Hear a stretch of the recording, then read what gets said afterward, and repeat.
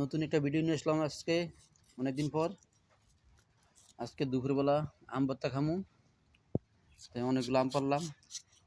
আমগুলো আবার যে ভর্তা করতে আছে, ভর্তা করে খামু।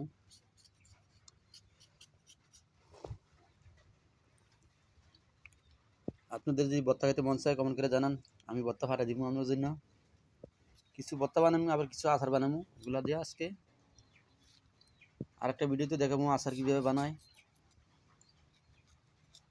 কেন আজকে এই আমগুলা পড়ছে সব গাছের থেকে, বাতাসে সব পড়ে গেছে, তাই কী করবো, এগুলা ফালাই দিবো।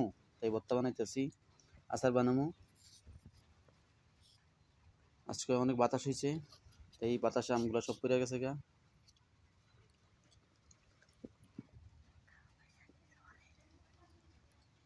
মাত্র কালবৈশাখী ঝড় শুরু হয়েছে, তাই সেই ঝড়ে বর্তমানে আজকে রাত্রে এগুলো সব পড়ে গেছে।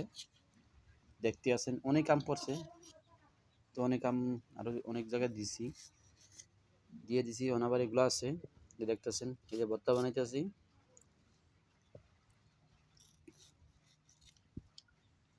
আমগুলো সব পাইকে গেছে পরেই এই সময় আমগুলো সব বাতাসে সব পড়ে যাইতেছে গা।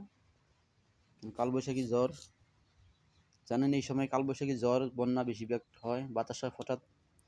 তো এই অনেক প্রচুর গরম গেছে, তাই গরমের মাঝখান দিয়ে আবার ফেলা বাতাস, এগুলা সব গাছ থেকে পড়ে গেছে গা। যাই তাতে দুঃখ নেই, ইনশাল্লাহ ফালে দিব না। এগুলোতে ভর্তা বানান যাইব, আচার বানান যাইব, ফর্সের সমস্যা নাই। ভালো লাগছে, ফর্সের দিকে কিছু কোনো আফসোস নেই হলার মতে। এগুলোতে আচার বানিয়ে খামু, ভর্তা বানিয়ে খামু।